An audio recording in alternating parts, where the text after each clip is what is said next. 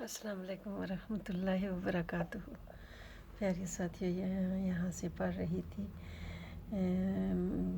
بے شک میں نے اس قوم کا مذہب شروع سے چھوڑ رکھا ہے، شکر مالک کا، جو اللہ پر ایمان نہیں لاتے اور وہ آخرت کے بھی منکر ہیں، اور میں نے تو اپنے باپ دادا ابراہیم علیہ السلام اور اسحاق علیہ السلام اور یعقوب علیہ السلام کے دین کی پیروی کر رکھی ہے۔ سبحان اللہ، شکر مالک کا۔ ہمیں کوئی حق نہیں کہ ہم کسی چیز کو بھی اللہ کے ساتھ شریک ٹھہرائیں۔ بے شک یہ توحید ہم پر اور لوگوں پر اللہ کا خاص فضل ہے، شکر مالک کا، لیکن اکثر لوگ شکر ادا نہیں کرتے۔ اے اللہ پاک، ہم آپ کا شکر ادا کرتے ہیں، ہمیں ہمیشہ اپنا شکر ادا کرنے کی توفیق عطا فرمائے۔ سبحان اللہ، شکر مالک۔ اب آپ پیارے ساتھیوں آگے شروع کرتی ہوں۔ اعوذ باللہ من الشیطان الرجیم، بسم اللہ الرحمن الرحیم۔ اے میرے قید خانہ کے دونوں ساتھیوں، بتاؤ کیا الگ الگ بہت سے معبود بہتر ہیں یا ایک اللہ جو سب پر غالب ہے؟ شکر مالک کا، ایک اللہ ہی بہتر ہے۔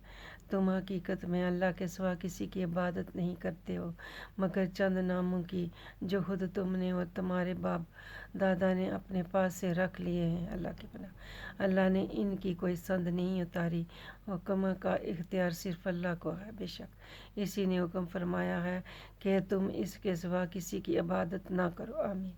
یہی سیدھا راستہ ہے، سبحان اللہ، الحمدللہ، درست دین ہے، شکر مالک کا، لیکن اکثر لوگ نہیں جانتے۔ اے اللہ با علم عطا فرما دے۔ اے میرے قید خانہ کے دونوں ساتھیوں، تم میں سے ایک کے خواب کی تعبیر یہ ہے کہ وہ اپنے مربی یعنی بادشاہ کو شراب پلایا کرے گا، اور رہا دوسرا جس نے سر پر روٹیاں دیکھی ہیں تو وہ پھانسی دیا جائے گا، پھر پرندے اس کے سر سے گوشت نوچ کر کھائیں گے۔ قطعی فیصلہ کر دیا گیا جس کے بارے میں تم دریافت کرتے ہو۔ اور یوسف علیہ السلام نے اس شخص سے کہا جسے ان دونوں میں سے راہی پانے والا سمجھا کہ اپنے بادشاہ کے پاس میرا ذکر کر دینا، شاید اسے یاد آ جائے کہ ایک اور بے گناہ بھی قید میں ہے، مگر شیطان نے اسے اپنے بادشاہ کے پاس وہ ذکر کرنا بلا دیا۔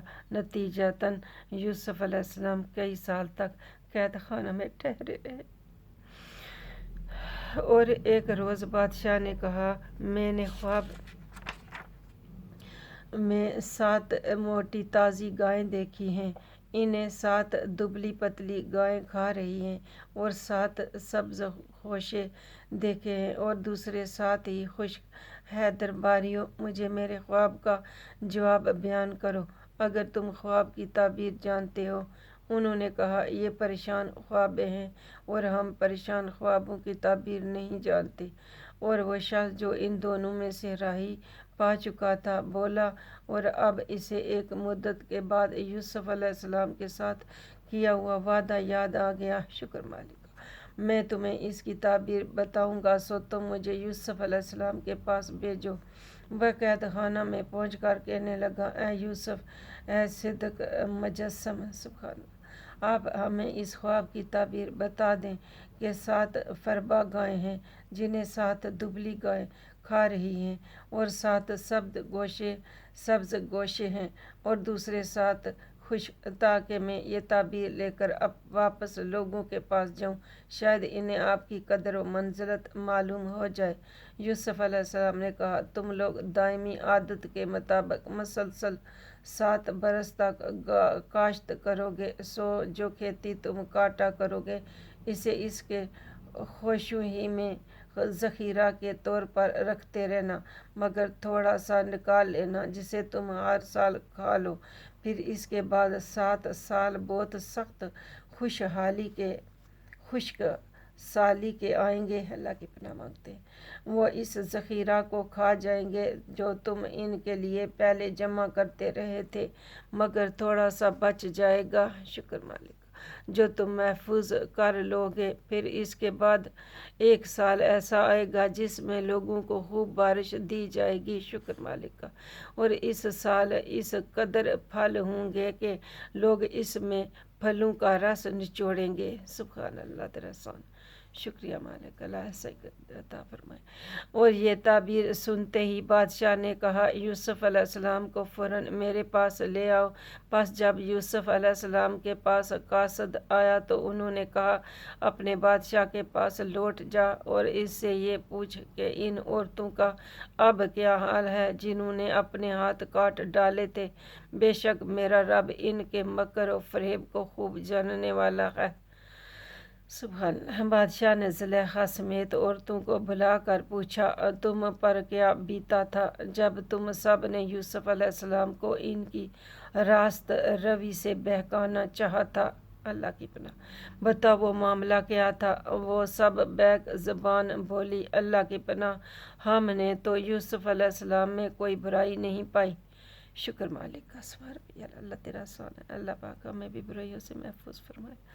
عزیز مصر کی بیوی زلیخا بھی بول اٹھی اب تو حق اشکار ہو چکا ہے، حقیقت یہ ہے کہ میں نے ہی انہیں اپنی مطلب براری کے لیے پھسلانا چاہا تھا اور بے شک وہی سچے ہیں۔ سبحان اللہ کا، شکر مالک۔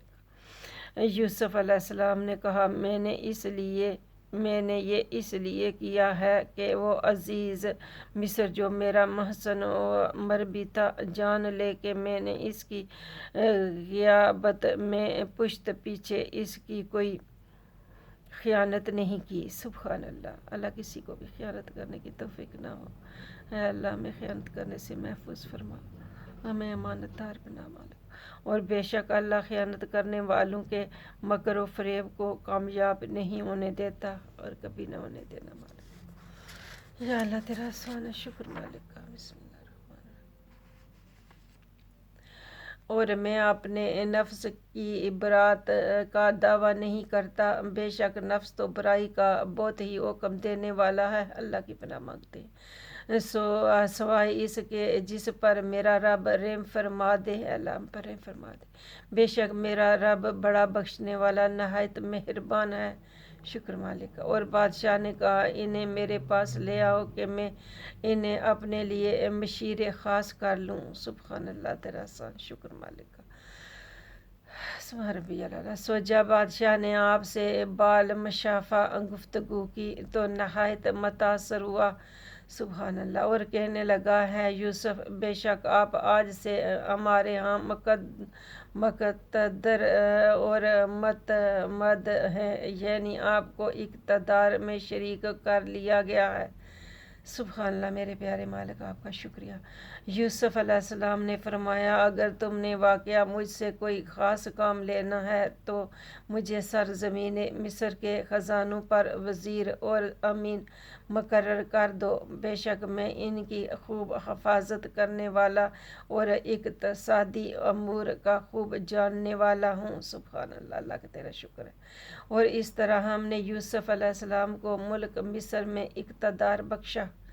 شکر مالک، سبحان ربی اللہ، تاکہ اس میں جہاں چاہے رہے، ہم جسے چاہتے ہیں اپنی رحمت سے سرفراز فرما لیتے ہیں۔ اللہ ہم پر بھی رحم فرمائے، ہم پر بھی اپنی رحمت فرمائیں اور نیکوکاروں کا اجر ضائع نہیں کرتے۔ سبحان اللہ، اللہ پاک ہمیں بھی نیکوکار بنا دے۔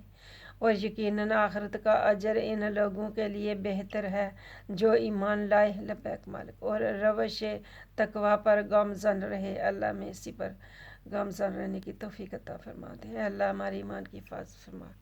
اللہ تو نے جو کچھ ہمیں عطا فرمایا تو نے عطا فرمایا، تو ہی اس کی حفاظت فرما، اللہ ہم پر رحم فرما۔ پیارے ساتھی، السلام علیکم ورحمۃ اللہ وبرکاتہ۔ آمین۔